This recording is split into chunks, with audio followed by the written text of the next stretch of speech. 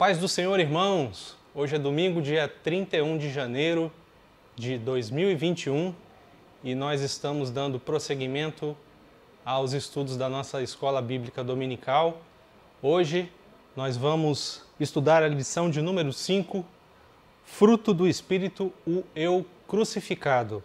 Nós estamos estudando a revista da CPAD, que tem como o tema o verdadeiro pentecostalismo, e nós já estudamos neste mês as lições a pessoa do Espírito Santo, a atuação do Espírito Santo no plano da redenção, o batismo no Espírito Santo, a atualidade dos dons espirituais. Hoje, então, a lição 5, fruto do Espírito, o Eu crucificado.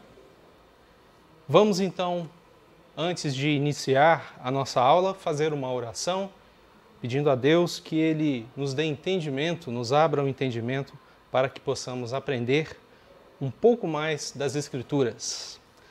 Senhor, neste momento eu quero te pedir que, pela Tua bondade e misericórdia, o Senhor possa ser o nosso ajudador, nos auxiliar, que Teu Espírito venha, Senhor Deus, operar em nós de maneira que venhamos aprender um pouco mais, Senhor Deus, da Tua Palavra, que isso possa gerar frutos também, Senhor, para as nossas vidas e que sejamos um pouco mais edificados neste dia através desta lição, Pai.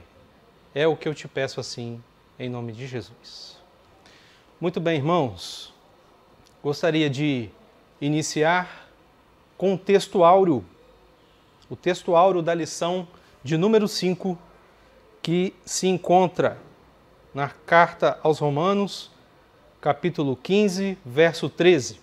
Diz assim: Ora, o Deus de esperança vos encha de todo o gozo e paz em crença, para que abundeis em esperança pela virtude do Espírito Santo.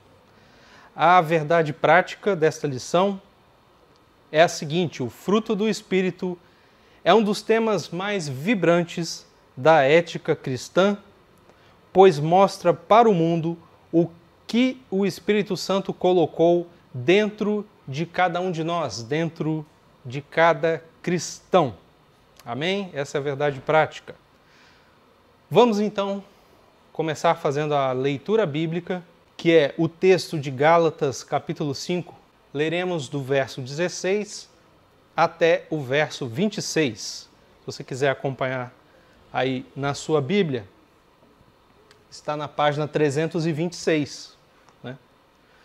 Muito bem. Vamos ler então o texto. Gálatas 5, 16 a 26. Digo, porém, andai em espírito e não cumprireis a concupiscência da carne, porque a carne cobiça contra o espírito, e o espírito contra a carne, e estes opõem-se um ao outro, para que não façais o que quereis. Mas se sois guiados pelo Espírito, não estais debaixo da lei, porque as obras da carne são manifestas, as quais são prostituição, impureza, lascívia, idolatria, feitiçarias, inimizades, porfias, emulações, iras, pelejas, dissensões, heresias, invejas, homicídios, bebedices, glutonarias e coisas semelhantes a estas, acerca das quais vos declaro, como já antes vos disse, que os que cometem tais coisas não herdarão o reino de Deus. Mas o fruto do Espírito é caridade, gozo, paz, longanimidade, benignidade, bondade, fé, mansidão, temperança. Contra essas coisas não há lei. E os que são de Cristo crucificaram a carne com as suas paixões e concupiscências. Se vivemos no Espírito, andemos também no Espírito. Não sejamos cobiçosos de vanglórias, irritando-nos uns aos outros, invejando-nos uns aos outros. Meus irmãos, Paulo está aqui, ao escrever essa carta, exortando os crentes para que não haja mais dissensões, não haja mais divisões, não haja discussões, inveja na igreja, mas sim que haja amor, que haja sim o verdadeiro amor de Deus. Nós vamos ver melhor isso ao longo desta lição. O objetivo geral, irmãos, desta lição é demonstrar que o fruto do Espírito é um dos temas mais vibrantes da vida cristã. Esse tema a ser estudado é um dos mais vibrantes. E por quê? Porque a importância do fruto do Espírito na vida do cristão é fundamental. Sem o fruto do Espírito, o cristão não é um cristão, né? E quando nós vemos e entendemos o porquê que o cristão deve frutificar, o porquê que ele deve ter esses frutos, porque isso é algo essencial e deve ser algo natural e não uma opção. Então nós vamos ver o quanto os frutos diferenciam o cristão do não cristão e como isso é notório e como isso é, como diz o autor aqui, vibrante, como isso impressiona, né? E deve impressionar aqueles que não são cristãos, os não crentes.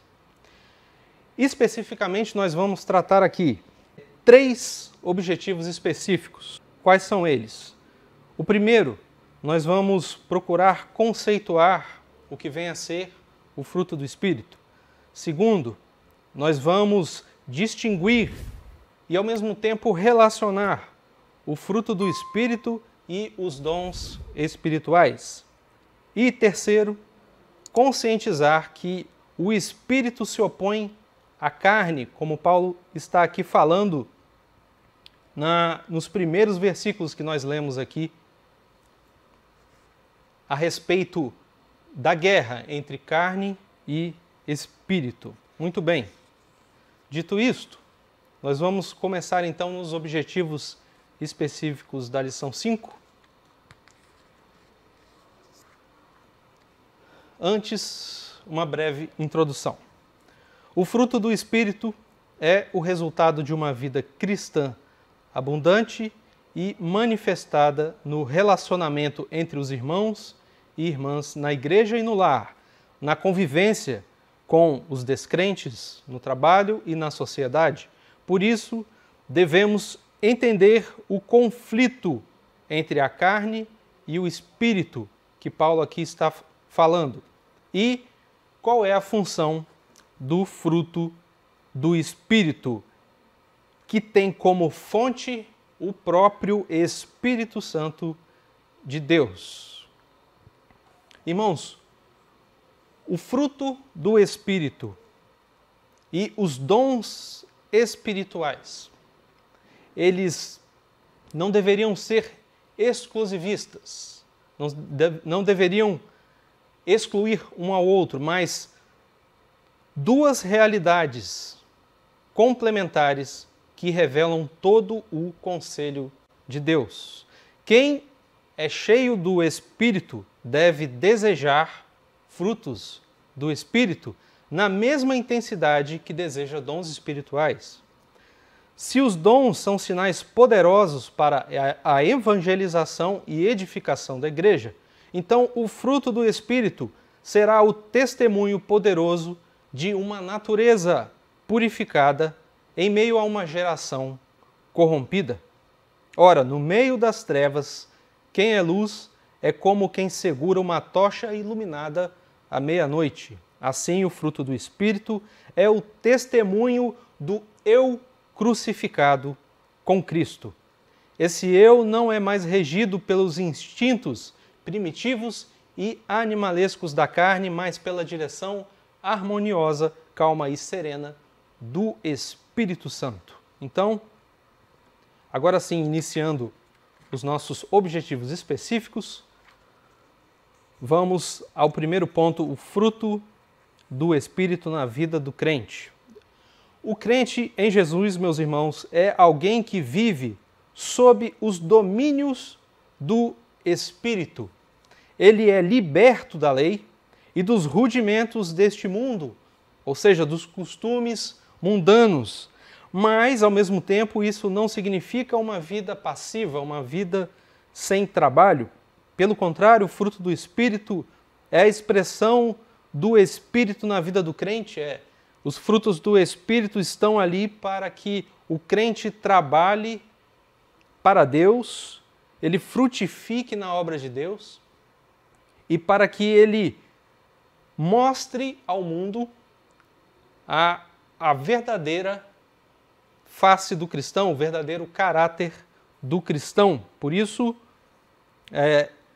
o autor diz aqui que estar liberto da lei, né, e dos rudimentos deste mundo não vai significar uma apatia, uma vida passiva.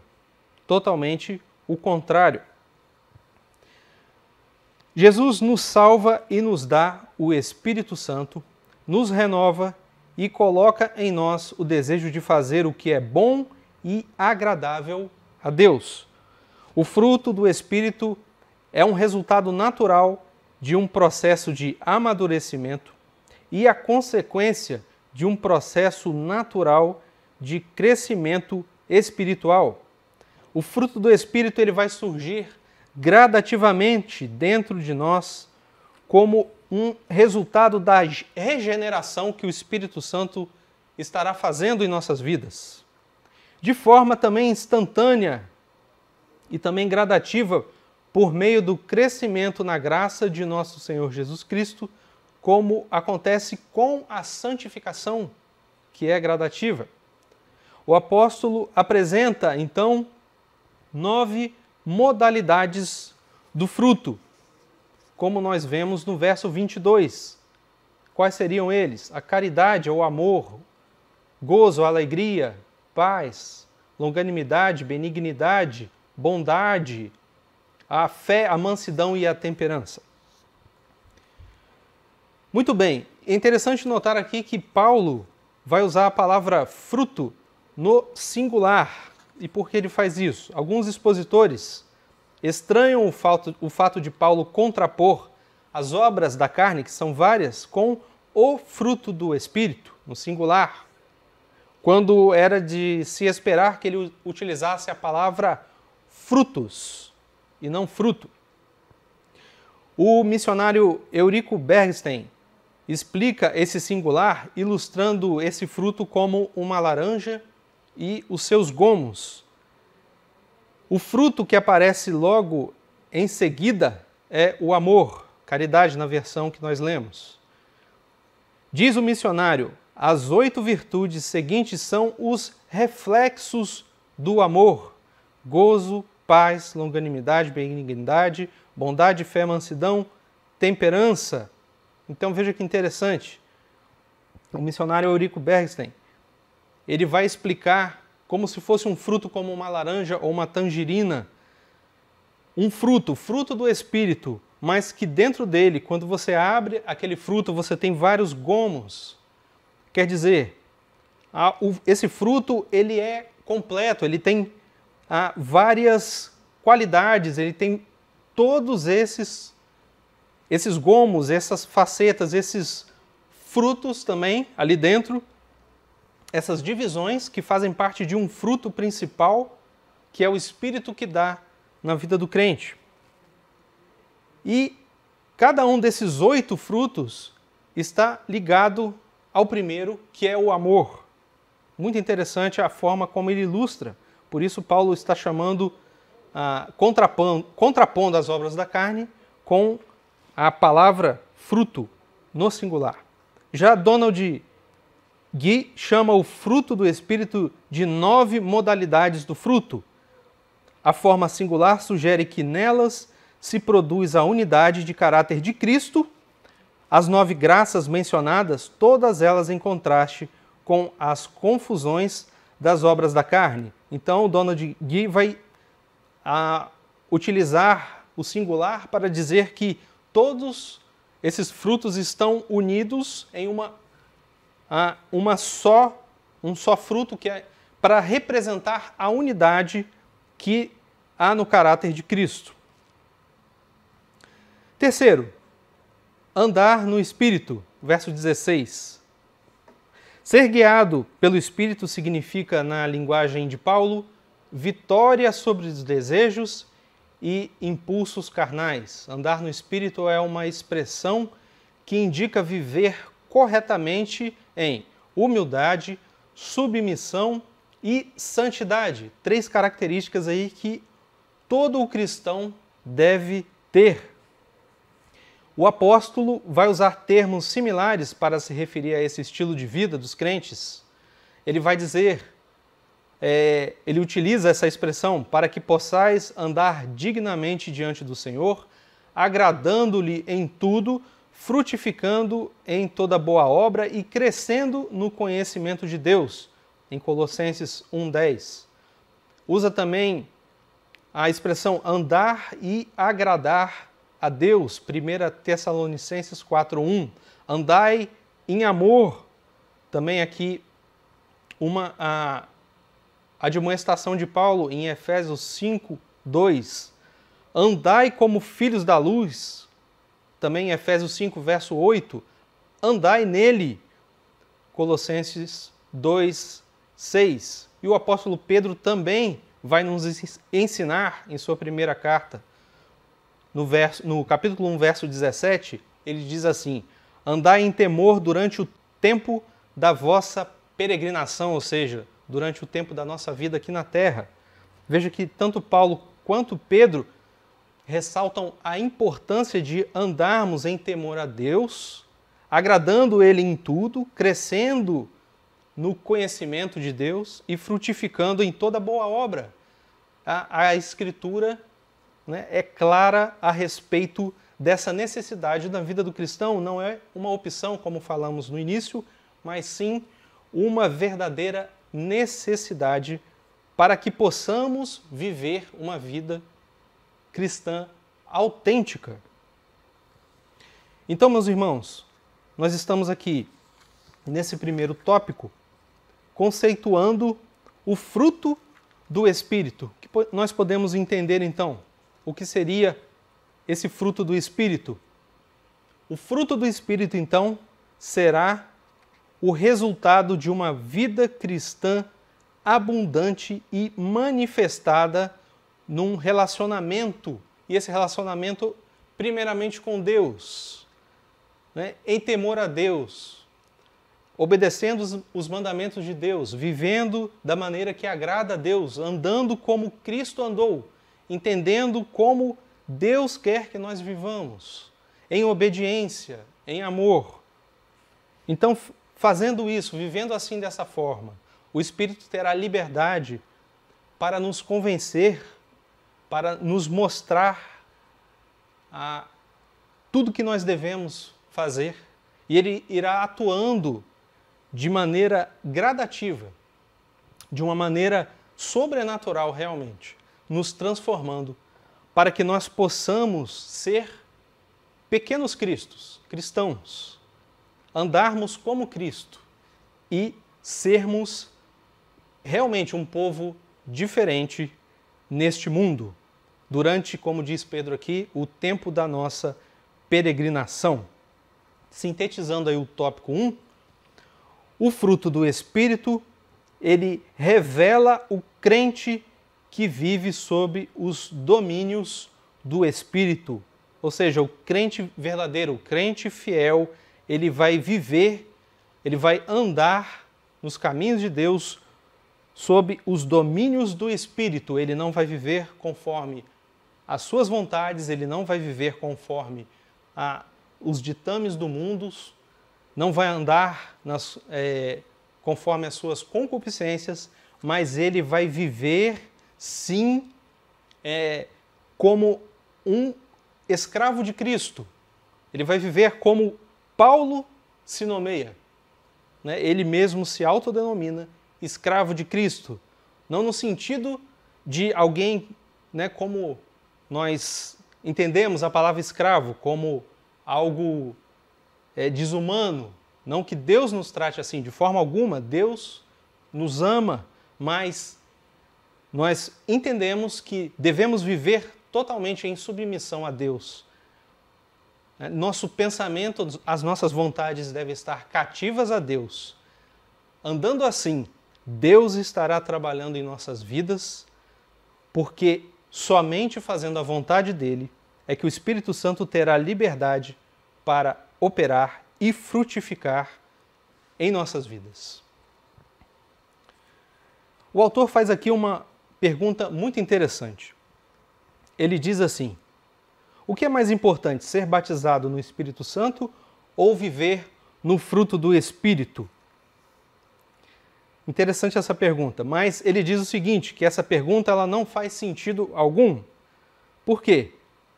Para o crente isso não tem nenhum sentido, porque em nenhum lugar da Bíblia se ensina que devemos fazer uma escolha, como se estivéssemos em uma bifurcação e devêssemos tomar uma decisão. Qual decisão devemos tomar? Duas coisas muito interessantes que a Bíblia fala: ter dons, ser batizado e ter dons, ou ter esses frutos maravilhosos como o Mestre Jesus Cristo. Nada disso. Porque tanto um quanto o outro são igualmente importantes na vida do crente e da igreja e são estritamente necessários também. Tanto o batismo no Espírito Santo e a realidade dos dons espirituais, quanto o fruto do Espírito, são realidade de única fonte. Uma única fonte apenas, que é o Espírito Santo. Quer dizer,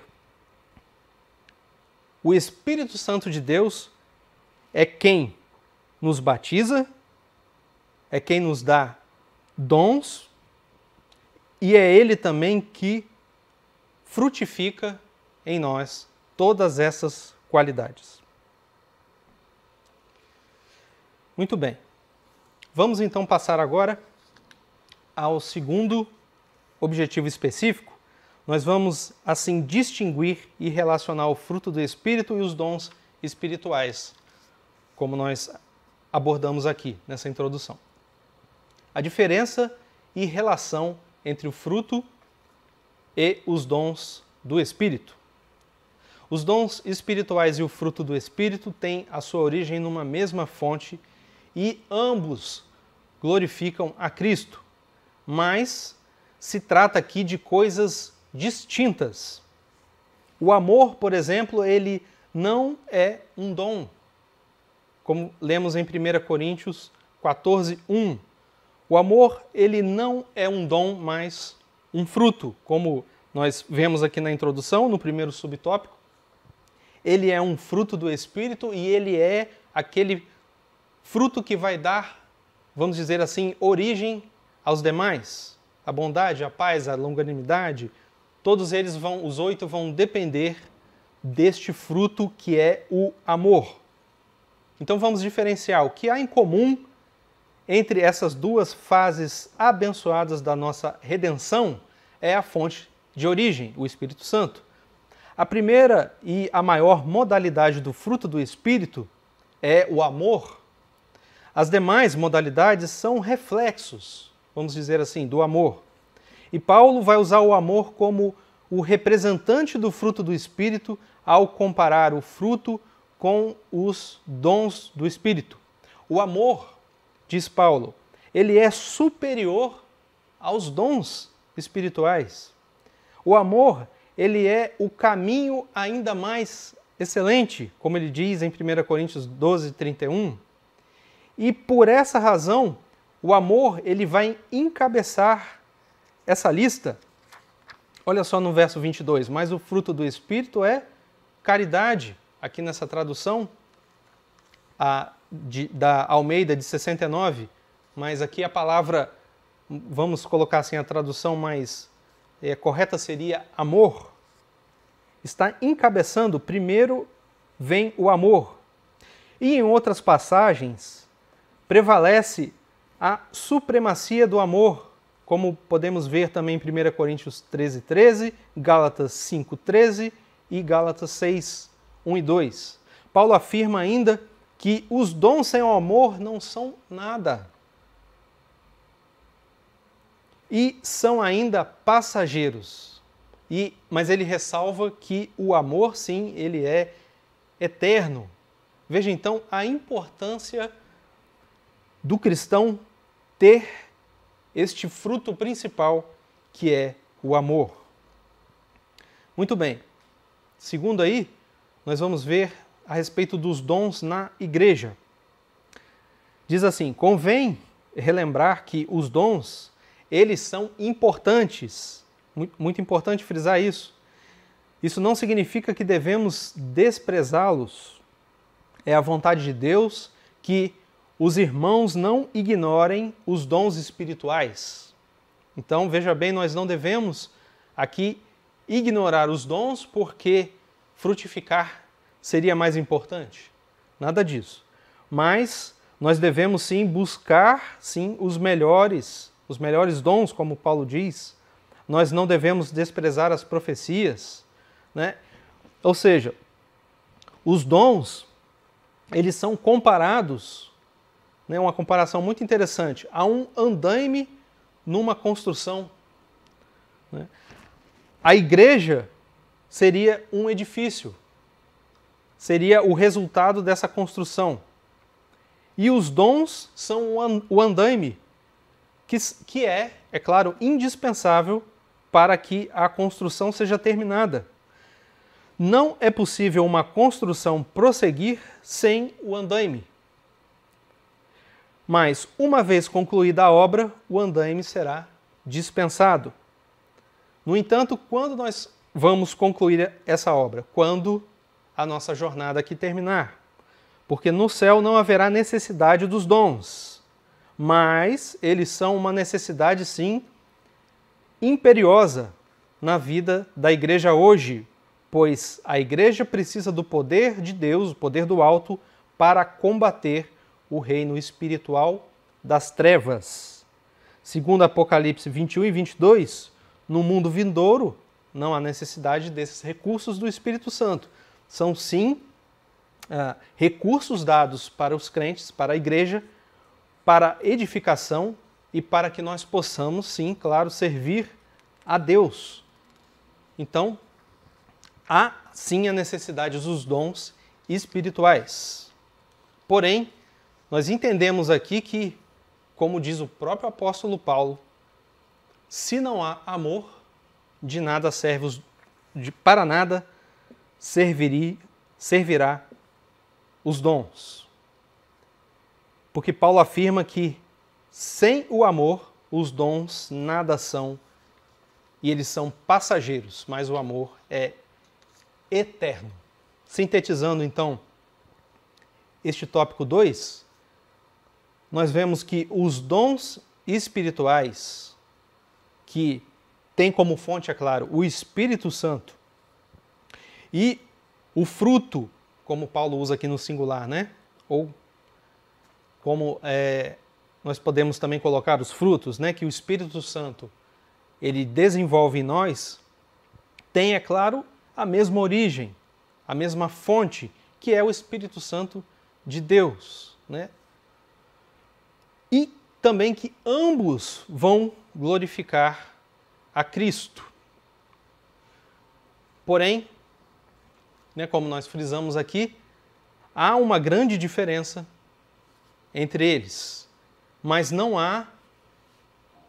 deve haver uma escolha. Isso não deve ser uma escolha e, naturalmente, um crente fiel, um cristão verdadeiro, ele não vai optar, ele não vai fazer essa escolha, mas ele sim será batizado, ele receberá dons conforme o desejo do Espírito, conforme o Espírito conceder. E através desses dons, ele vai servir a igreja, ele vai servir o ministério. Porém, os frutos se diferenciam, os frutos serão desenvolvidos, também serão dados pelo Espírito Santo. E serão desenvolvidos na vida do crente gradativamente.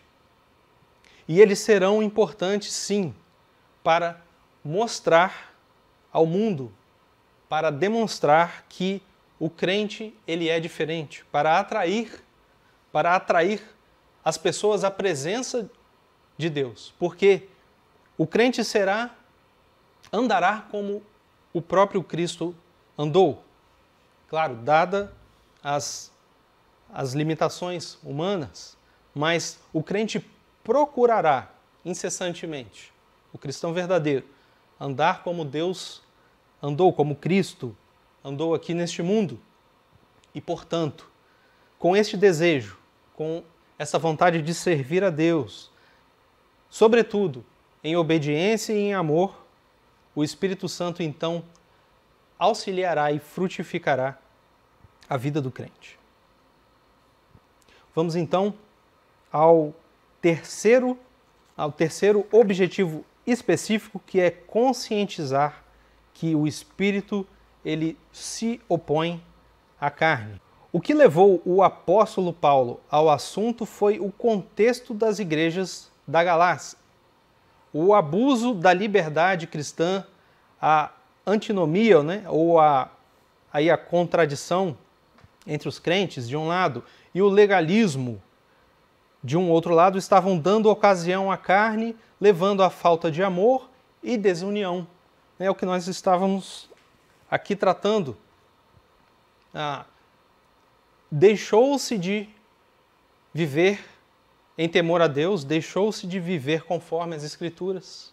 Aqueles crentes deixaram entrar no coração deles o legalismo, a influência, do legalismo. E também muitos estavam abusando da liberdade cristã, estavam fazendo um uso errado dessa liberdade, estavam entendendo de forma errada e não estavam mais andando conforme o Espírito, mas estavam dando ocasião à carne. Isso estava levando à falta de amor e desunião, e é por isso que Paulo vai então exortá-los, vai chamar a atenção deles e vai dizer que eles precisam, como ele diz aqui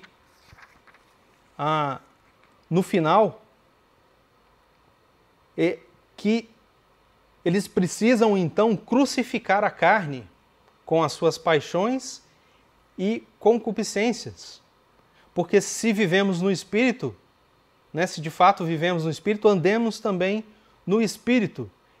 E para que nós não sejamos cobiçosos de vanglórias, de tentar provar a nossa tese, tentar mostrar que estamos certos, causando irritação, irritando-nos uns aos outros, invejando-nos uns aos outros. Se Paulo está falando isso aqui é porque isso era uma realidade na vida desta igreja. Então, Paulo está exortando os Gálatas para que vivam em espírito, para que busquem a Deus, para que busquem a Deus em espírito, e não dando ouvido a outras pregações, a outras teologias que não seja o evangelho verdadeiro, o evangelho que Paulo ensinava. Vemos aqui então que essa exortação de Paulo, ela vai então tocar nesses dois pontos. Primeiro, o legalismo. Há um acentuado contraste entre estar na carne e andar no espírito. São expressões que nós ouvimos muito, quando dizemos que alguém está andando na carne, que não está vivendo em obediência a Deus, está andando na carne, está no mundo. E andar no espírito, andar em obediência a Deus, ter uma vida espiritual. O apóstolo mostra que para ser legalista, ou seja, viver de acordo com a lei, depende da carne, mas para viver no Espírito vai depender sim da graça de Deus. O sistema legalista que os opositores de Paulo, os chamados judaizantes, estavam ensinando nas igrejas da Galácia, por isso a exortação, ele é um sistema egocêntrico e motivado pela carne e pela competição espiritual, que estava resultando em quê? Em desavença, né? Como diz Paulo aqui, em vanglória, né? Ou seja, estava entrando ali ensinos contrários à palavra de Deus, né? Através dos judaizantes. Então eles começaram a viver de uma maneira egocêntrica, carnal, competitiva, e estavam deixando de lado uma vida em dependência a Deus, uma vida baseada na graça de Deus, totalmente contrária à vida que Paulo estava ensinando. Segundo, Paulo fala também sobre a carne e o espírito. A palavra grega sarx, carne, ela tem muitos significados na Bíblia, principalmente nos escritos de Paulo, os escritos paulinos. Pode significar tanto fraqueza física, pode significar o corpo, o ser humano integralmente, pode significar o pecado e os desejos pecaminosos também. Então ela pode assumir todos esses significados. O que vai determinar o significado aqui é o contexto. Então, no contexto das obras da carne aqui, essa palavra significa o conjunto de impulsos pecaminosos que dominam o ser humano, os desejos pecaminosos. Dessa maneira, a palavra grega, aliás, da mesma maneira, a palavra grega pneuma, espírito, que se aplica ao Espírito Santo, ao espírito humano, aos anjos e aos espíritos imundos. A mesma palavra. Mas é necessário prestar atenção ao contexto para saber a que espírito o escritor sagrado está se referindo. A oposição do espírito contra a carne na vida cristã mostra que os que são de Cristo crucificaram a carne com as suas paixões e concupiscências. É isso que acontece conosco diariamente. É o que deveria acontecer. A morte do eu. Por isso que Paulo diz, não sou eu que vivo mais, mas Cristo que vive em mim. Nós devemos crucificar a nossa carne, crucificar as paixões e as concupiscências da carne. E isso é uma mortificação que devemos fazer diária. Ela é gradativa, sim, e ela é crescente. Nós devemos, dia após dia, através do estudo da palavra, através da leitura bíblica, através da oração e através também do jejum, mortificar os nossos desejos. Nós devemos buscar a verdadeira vida cristã, uma vida espiritual e não uma vida e não viver, se conformar com uma vida carnal. É uma luta constante, é uma batalha, é a batalha mais difícil que o crente está vivendo. Ele está lutando contra a sua natureza,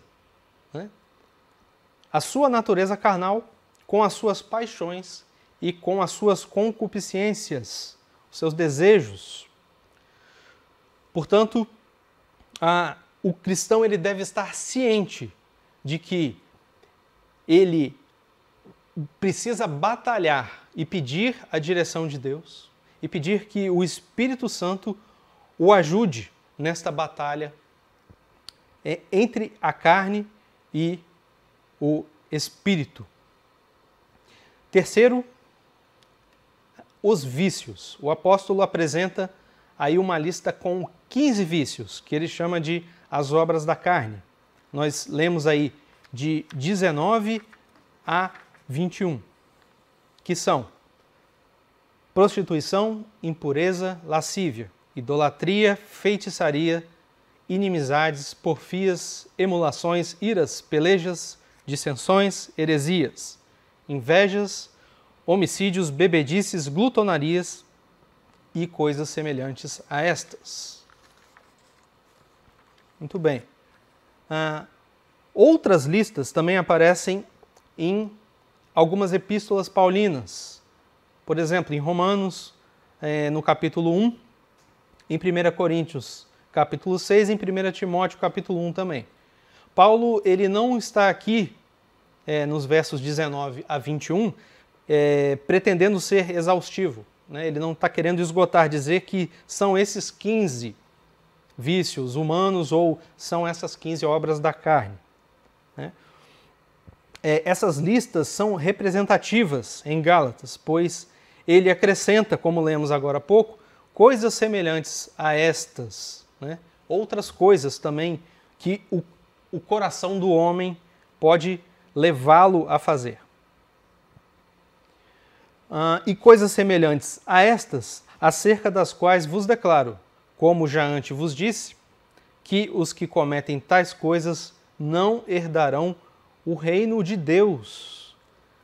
Muito bem, Paulo está dizendo aqui que quem não vive no Espírito, quem não busca uma vida em obediência a Cristo, uma vida debaixo da graça de Deus, quem não mortifica a sua carne com suas paixões e concupiscências, ele fatalmente vai enveredar por este caminho.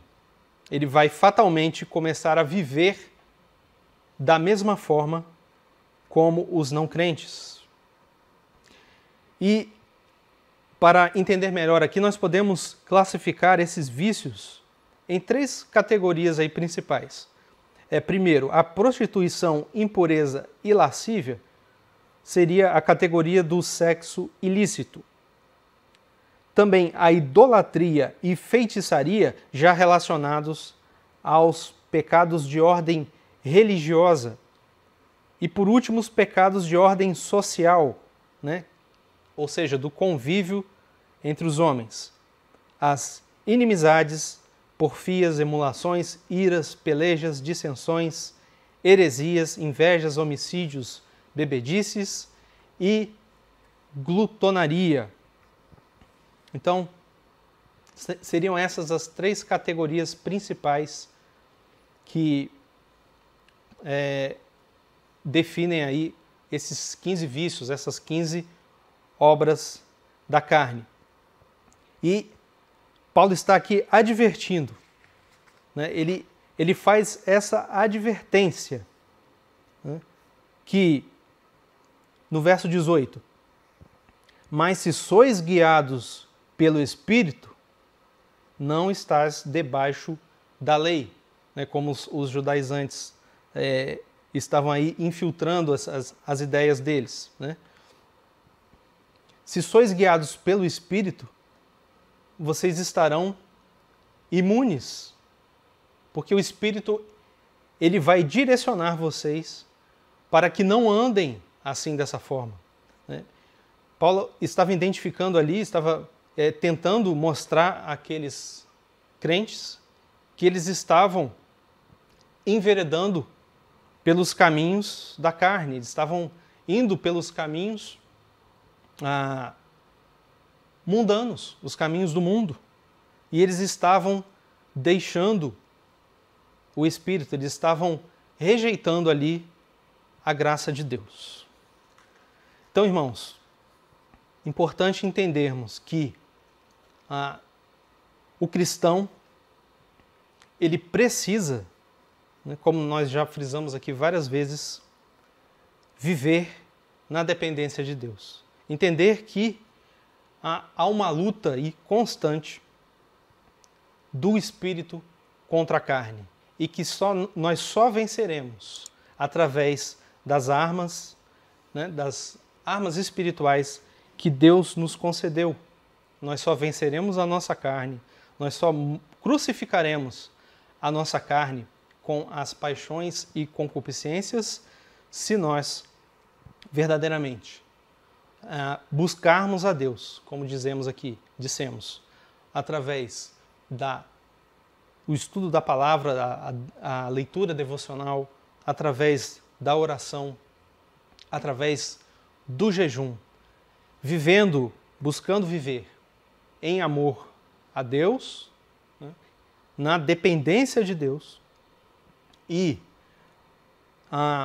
convivendo com os irmãos também em amor, buscando sempre considerar o próximo como melhor do que nós mesmos, né? Evitando então assim as inimizades, evitando as iras, as dissensões, evitando tudo aquilo que desagrada a Deus.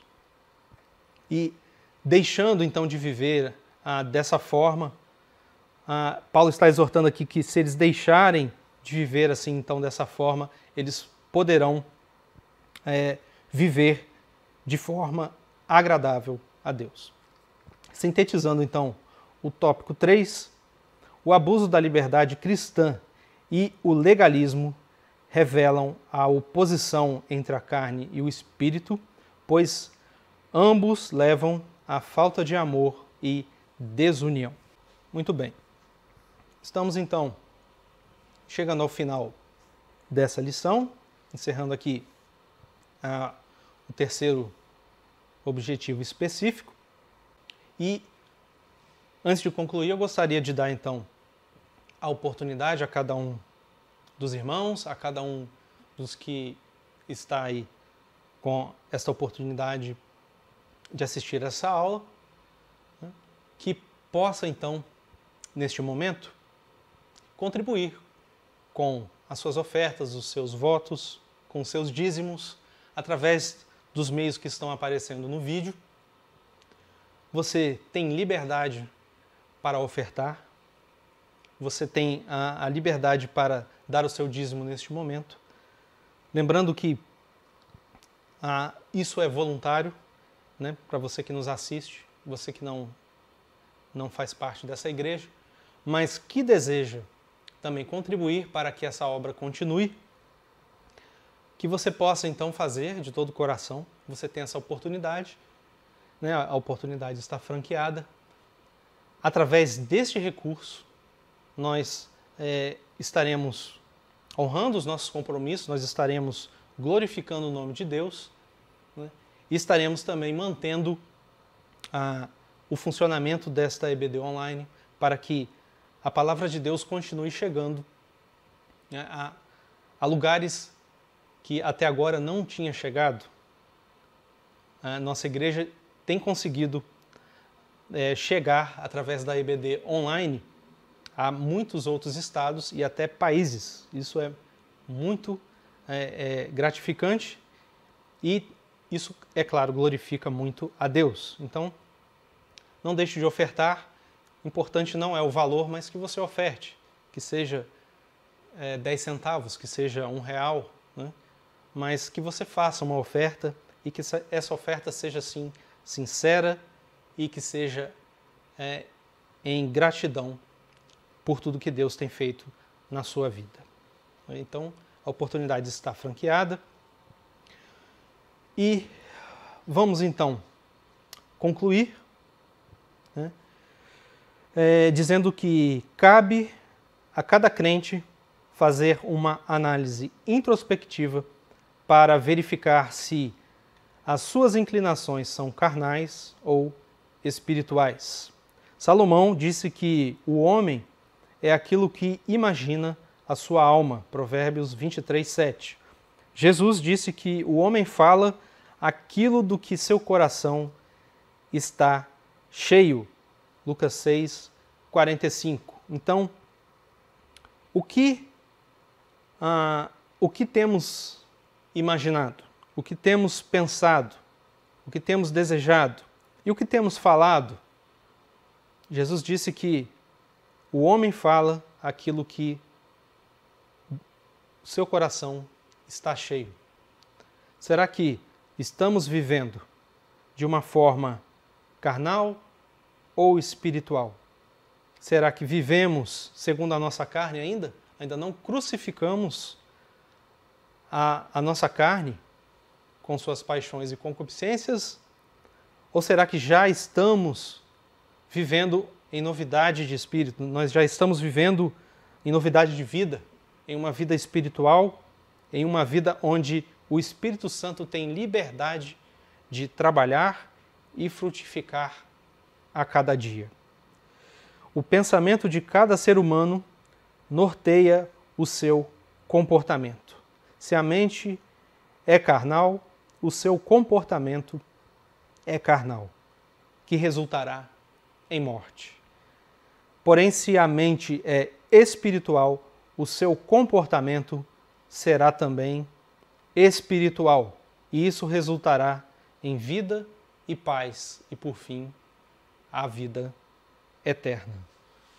Muito bem, irmãos, encerramos então esta lição de número 5, que cada um possa ir agora, se ainda não fez, preencher o seu relatório individual da sua classe, enviar para o seu professor no grupo da sua classe, contribua com o seu professor, envie o seu relatório para que ele possa então reunir as informações e a secretaria então da EBD vai fazer o relatório final com todas as informações referentes à EBD. Essa é a ferramenta que no momento nós dispomos para fazer todo o controle da EBD, porque ela não está sendo presencial. Então, contribua, colabore, aliás, com o seu professor e não demore a enviar essas informações que são fundamentais para sabermos, para acompanharmos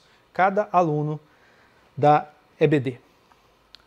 Então, irmãos, vamos orar encerrando, agradecendo a Deus por mais essa aula, gratos a Deus por mais uma EBD.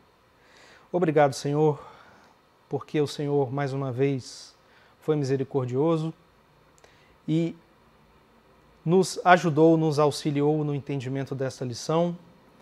Obrigado, Senhor Deus, que venhamos a crucificar a nossa carne a cada dia, que venhamos, Senhor Deus, buscar o Senhor de todo o nosso coração, força e entendimento. Senhor, que venhamos a Te buscar, a desejar uma vida plena no Senhor, que busquemos ser espirituais, viver de forma espiritual, que tenhamos como primazia amá-lo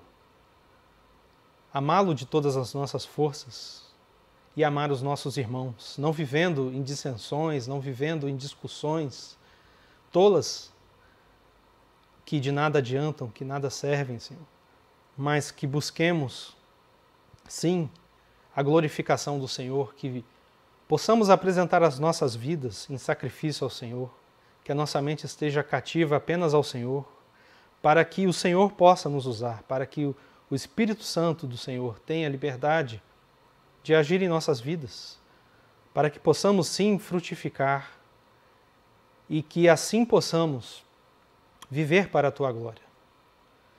Que a cada dia, Senhor Deus, possamos orar buscando a Deus, buscando ao Senhor, e que o Senhor venha fazer morada, que o Espírito Santo de Deus, o Espírito Santo do Senhor venha fazer morada em nós e que não saia mais. Que a cada dia cresçamos em graça, em estatura, cresçamos principalmente em amor, para que possamos sim frutificar conforme nós entendemos aqui nesta lição de hoje.